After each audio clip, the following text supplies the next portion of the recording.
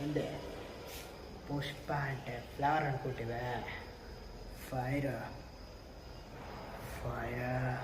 నువ్వు పీకే నేను ముడుస్తాను, నువ్వు తీసి తొక్కే నేను లేస్తాను, నువ్వు తీస్తే నేను మళ్ళీ వస్తా. నీకు కాపులేని యుద్ధం ఇస్తా.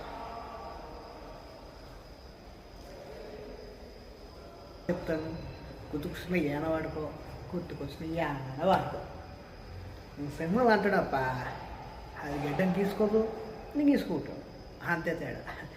మిగతాదంతా సేమ్ టు సేమ్.